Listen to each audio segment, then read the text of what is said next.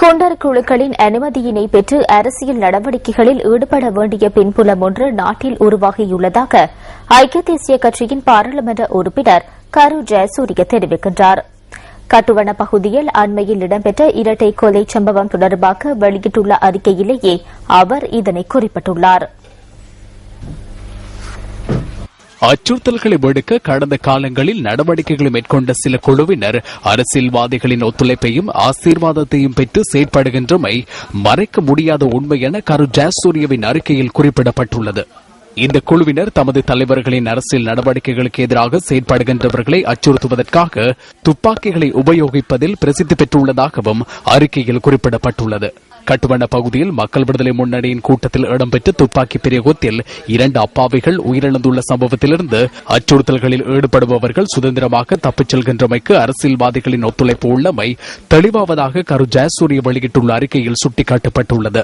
கட்டுநாயக்க சுதந்திர வர்த்தக வலயத்தில் இடம்பெற்ற கொலை சம்பவம், சிலாபத்தில் மீனவ ஆர்ப்பாட்டத்தில் இடம்பெற்ற கொலை சம்பவம் ஆகியவற்றிலிருந்து இந்த விடயங்கள் மேலும் உறுதி செய்யப்படுவதாகவும் கரு ஜெயசூரிய கூறியுள்ளார்.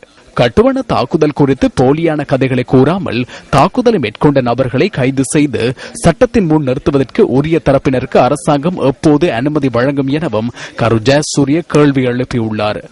இவ்வாறான துப்பாக்கி பிரயோக சம்பவம் ஒன்று கடந்த ஜனாதிபதி தேர்தல் கால பகுதியில் ஹம்மந்தோட்டை மாவட்டத்தில் இடம்பெற்றதாகவும் கட்டுவன சம்பவத்திலிருந்து அச்சுறுத்தல்களில் ஈடுபடும் நபர்கள் தொடர்ந்தும் சுதந்திரமாக செயற்பட்டு வருகின்றமை தெளிவாவதாகவும் ஐக்கிய தேசிய கட்சியின் பாராளுமன்ற உறுப்பினர் கரு ஜெயசூரிய சுட்டிக்காட்டியுள்ளார். கட்டுவன பகுதியில் இடம்பெற்ற ஜனநாயகத்திற்கு எதிரான குற்றச்செயலை கடுமையாக கண்டிப்பதாக ஜாத்திக ஹெல உரிமையை தெரிவித்துள்ளது. இந்த குற்றச்செயலுடன் தொடர்புடையவர் எவராக இருந்தாலும் அவர்களை கைது செய்து சட்டத்தை நிலைநாட்ட வேண்டும் என அரசாங்கத்திடம் கேட்டுக் கொள்வதாக அந்த கட்சியின் தலைவர் கலாநிதி ஓமால் பி சோபித்த தேரரின் கையொப்பத்துடன் வெளியிடப்பட்டுள்ள அறிக்கையில் குறிப்பிடப்பட்டுள்ளது. கடந்த வருடங்களுக்குள் அரசியல் மற்றும் அரசியல் அல்லாத பல வன்முறைகள் இடம்பெற்றுள்ளதாக சுட்டிக்காட்டும் ஜாதிக ஹெல உரிமையை குற்றங்களை தடுப்பதில் மதகுருமார்கள், அரசாங்கம் மற்றும் சமூகத்திடம் பாரிய பொறுப்பு இருப்பதாக சுட்டிக்காட்டியுள்ளது. அமைதியான முறையில் சிறிய வீடொன்றில் இடம்பெற்ற அரசியல் கூட்டம் ஒன்றில் இத்தகைய சம்பவம் இடம்பெற்றுமையானது மிகவும் பாரதூரமான விடயம் என அந்த அறிக்கையில் குறிப்பிடப்பட்டுள்ளது. 1980ஆம் ஆண்டுக்கு பின்னர் ஏற்பட்ட ஜனநாயகத்திற்கு எதிரான பயங்கரவாத வன்முறை நிலைமைக்கு நாட்டினை தள்ளியுள்ளதாகவும் அமைதியான மற்றும் ஜனநாயக ரீதியிலான சுற்றுப்புறம் ஒன்றை உருவாக்குவதன் மூலம் அதனை தடுக்க முடியும் எனவும் ஜாதிக ஹெல உரிமையை தெரிவித்துள்ளது. இதேவேளை அரசாங்கத்தில் பொறுப்பு கூற வேண்டிய அதிகாரிகள் கட்டுவன சம்பவம் தொடர்பில் பல்வேறு கருத்துக்களை கூறி பொதுமக்களை திசை திருப்புவதற்கு முயற்சிப்பதாக முன்னிலை சோசலிச கட்சி தெரிவித்துள்ளது. அரசியல் கட்சிகளுக்கு கூட்டங்களை நடத்துவதற்கான உரிமை இல்லாமல் போயுள்ளமைக்கு இது ஒரு சிறந்த உதாரணம் எனவும் அத்துடன் கொலையுடன் தொடர்புடைய சந்தேக நபர்களை உடனடியாக கைது செய்யுமாறு அரசாங்கத்தை வலியுறுத்துவதாகவும் அந்த கட்சியினால் வெளியிடப்பட்டுள்ள அறிக்கையில் குறிப்பிடப்பட்டுள்ளது. இத்தகைய கொடூர செயல்களை ஒருபோதும் அனுமதிக்க முடியாது என சுட்டிக்காட்டுகின்ற ஐக்கிய பிக்குகள் முன்னணியானது இந்த சம்பவமானது தேர்தல் காலத்தில் இடம்பெறவில்லை எனவும் இது ஜனநாயக ரீதியில் கருத்துக்களை வெளியிடுவதற்காக நடத்தப்பட்ட மக்கள் சந்திப்பு ஒன்று எனவும் சுட்டிக்காட்டியுள்ளது. அவ்வாறாயின் இந்த தொடர்பில் விசாரணைகளை மேற்கொண்டு குற்றவாளிகளை சட்டத்தின் முன் நிறுத்த வேண்டும் எனவும் அந்த கட்சி வலியுறுத்தியுள்ளது. பத்திரிகைகளில் இன்றைய தினம் வெளியான கேலி சித்திரங்களில் இருந்து நாம் தெரிவு செய்த கேலி சித்திரம் அடுத்து.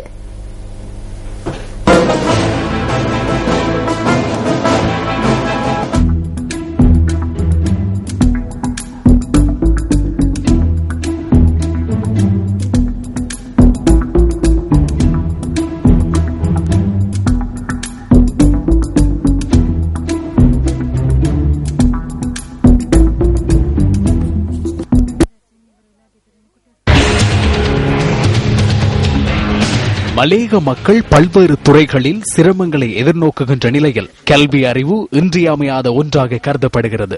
மலேக மக்களின் கடந்து போன வரலாறுகள் எவ்வாறு அமைந்திருந்தாலும் இனி வரும் காலம் கல்வியை முதலீடாக கொண்டு அமைய வேண்டும். இதுவே காலத்தின் தேவையாகும். இதற்கு பெருந்தோட்ட பாடசாலைகளின் பங்களிப்பு இன்றியமையாதது. ஆனால் இன்றைய சூழ்நிலையில் பெருந்தோட்ட பாடசாலைகளில் நிலவுகின்ற குறைபாடுகளை எடுத்து நோக்கும் போது இந்த சவாலை எதிர்கொள்வது கடினமாக அமையும். இது பண்டாரவளை கல்வி வலயத்திற்குட்பட்ட ஐஸ்லபி தமிழ் வித்தியாலயம். காப்போத்த சாதாரண தரம் வரை கற்பிக்கப்படும் இந்த பாடசாலையை நம்பி சுமார் 500 மாணவர்கள் வரையில் கல்வி பயில்கின்றனர். இருந்த போதிலும் இங்கு வகுப்பறை உள்ளிட்ட ஏனைய வளப்பற்றாக்குறைகள் காரணமாக கற்றல் கற்பித்தல் நடவடிக்கைகளை சிறப்பாக முன்னெடுக்க முடியாத நிலை தோன்றியுள்ளதாக பாடசாலை நிர்வாகத்தினர் சுட்டிக்காட்டுகின்றனர்.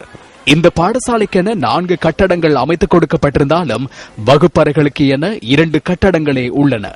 இதனால் ஏற்பட்டுள்ள இட நெருக்கடியினால் தற்காலிக கொட்டில்களில் கல்வியை தொடர வேண்டிய நிலையை மாணவர்கள் எதிர்நோக்கியுள்ளனர்.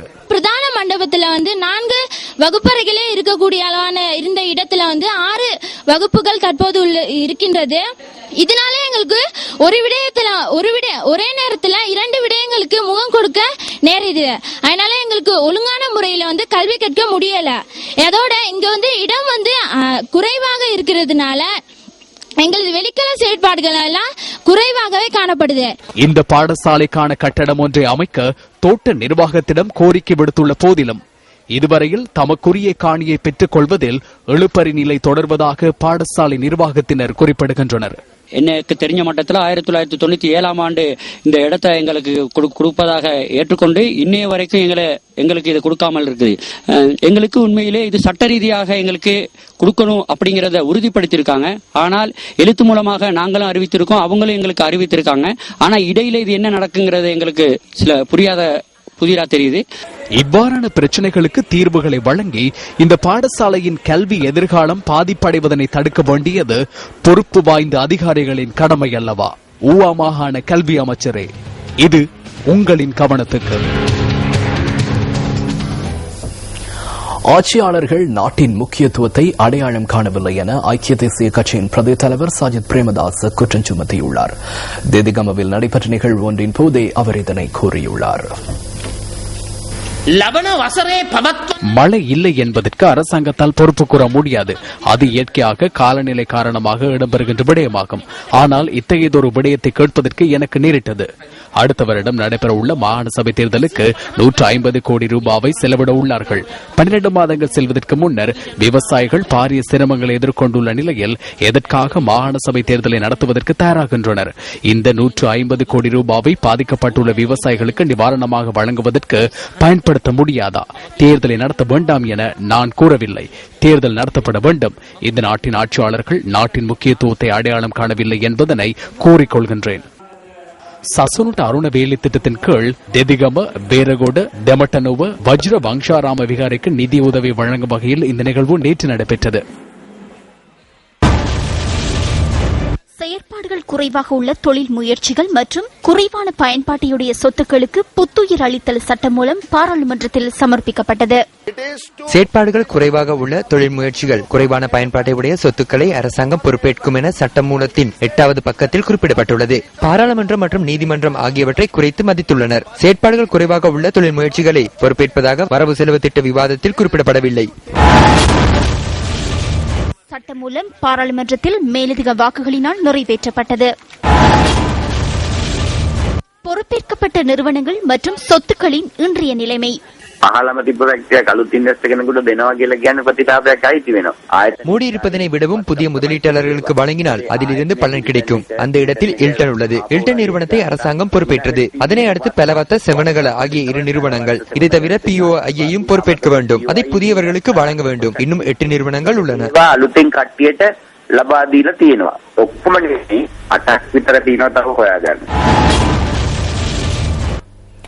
தெங்குசார் உற்பத்திகளை ஏற்றுமதி செய்யும் போது அவற்றின் தரத்தை உறுதிப்படுத்துவதற்கான முறையொன்றை கையாள்வது தொடர்பில் வர்த்தகர்களை ஊக்கப்படுத்தும் செயற்திட்டம் ஒன்றை அறிமுகப்படுத்த நடவடிக்கை எடுக்கப்பட்டுள்ளது.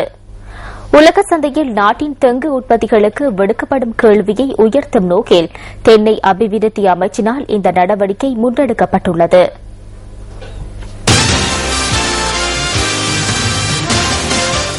தெங்கு அபிவிருத்தி அமைச்சு இலங்கை தர நிர்ணய சபையுடன் இணைந்து இந்த புதிய சீர்திட்டத்தை நடைமுறைப்படுத்தியுள்ளது. இதன் முதற்கட்டமாக வர்த்தகர்களுக்கு உற்பத்தி மற்றும் பாவனை தொடர்பிலான தரச்சான்றிதழ் ஒன்றும் வழங்கப்பட உள்ளது. இதன் பிரகாரம் எதிர்காலத்தில் தென்னை சார் உற்பத்திகளை ஏற்றுமதி செய்யும் போது ஏற்றுக்கொள்ளப்பட்ட தரத்தை பின்பற்றும் நடவடிக்கையில் வர்த்தகர்கள் ஈடுபடுத்தப்படுவர். இது தொடர்பில் கொழும்பில் இன்று வர்த்தகர்கள் தெளிவுபடுத்தப்பட்டனர். கொம்பமன் அசோஸ்மெண்ட் முறையானது உலக சந்தையில் ஏற்றுக்கொள்ளப்பட்ட முறையாக விளங்குகிறது. அந்த வர்த்தக நடவடிக்கையில் சர்வதேச ரீதியில் ஏற்றுக்கொள்ளப்பட்ட சான்றிதழ் இருக்கின்றமை தொடர்பில் கவனம் செலுத்தப்படுகிறது. இதன் மூலம் போட்டித்தன்மை ஏற்படுகிறது. இந்த GMB என்ற சான்றிதழினூடாக உங்களது தொழிற்துறையை உயர்நிலைக்கு கொண்டு செல்ல முடியும். இந்த අනතුරුව පුළුවන් ඉහළ තත්ත්වයන්ට තවත් යන්න. හෙට ඉඳලා GMP සාතිකේ නැත්නම් நாளை முதல் GMB சான்றிதழ் இல்லாவிட்டால் உங்களால் எந்த ஒரு உற்பத்தி நடவடிக்கைகளிலும் ஈடுபட முடியாது. பல்வேறு கட்டங்களில் நாம் உங்களை வரவழைத்து இது பற்றி அறிவுறுத்தினோம். இது தொடர்பில் உங்களிடம் பல்வேறு சந்தேகங்கள் இருக்கலாம். அவற்றை நாம் செவிமடுக்க வேண்டும். குறிப்பிட்ட காலப்பகுதிக்குள் சிறந்த உற்பத்தி முறையொன்றினை பின்பற்றுவதற்கான காலம் தோன்றியுள்ளது.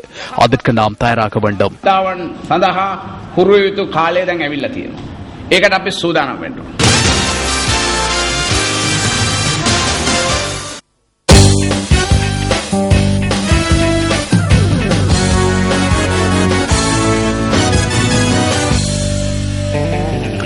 லண்டன் ஒலிம்பிக் போட்டிகளுக்கான சுடர் 31வது நாளாகவும் தனது பயணத்தை தொடர்கிறது. பயணத்தில் நேற்றைய தினம் எதிர்பாராத சம்பவம் ஒன்று பதிவாகியது.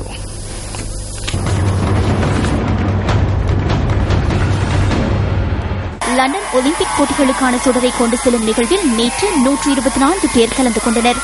இதன்போது அனைவரது கவனமும் 13 வயதான கிரண் மேக்ஸ்வெல் மீது பதிந்திருந்தமை குறிப்பிடத்தக்கது. புற்றுநோயால் பாதிக்கப்பட்டுள்ள குறித்த சிறுவனின் இடது கால் அகற்றப்பட்டுள்ளது. கிரண் மேக்ஸ்வெல் என்ற குறித்த சிறுவன் ஒலிம்பிக் சுடரை கொண்டு செல்லும் போது தவறி விழுந்தார். ஆயினும் சுடரின் பயணம் அத்துடன் மட்டுப்படுத்தப்படவில்லை. ஒலிம்பிக் சுடர் இன்றைய தினம் இங்கிலாந்தின் டெரம் பகுதிக்கு பயணிக்க உள்ளது. இதில் 17 பிரிவுகள் சார்பில் பிரதிநிதிகள் கலந்து கொள்ள உள்ளதாக ஒலிம்பிக் உத்தியோகபூர்வ இணையதளத்தில் குறிப்பிடப்பட்டுள்ளது.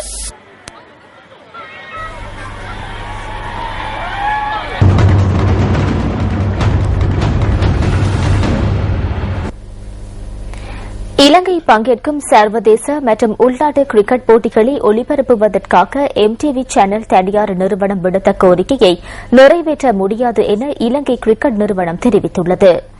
குறித்த போட்டிகளை ஒளிபரப்புவதற்கு விருப்பமும் ஆர்வமும் தெரிவித்து MTV சேனல் தனியார் நிறுவனம் கடந்த மே மாதம் 22ஆம் தேதி இலங்கை கிரிக்கெட் நிறுவனத்திற்கு அனுப்பிய கடிதத்திற்கு பதிலளிக்கும் வகையில் அந்த நிறுவனம் இதனை குறிப்பிட்டுள்ளது.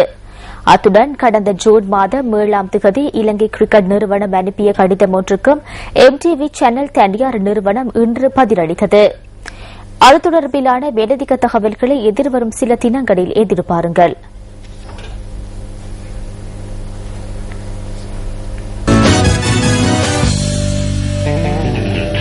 இத்துடன் நியூஸ் ஃபர்ஸ்ட் இரவு 8 மணி பிரதான செய்திகள் நிறைவடைந்தன. நமது அடுத்த பிரதான செய்தி அறிக்கையினை இரவு 10:45 எதிர்பாருங்கள். வணக்கம்.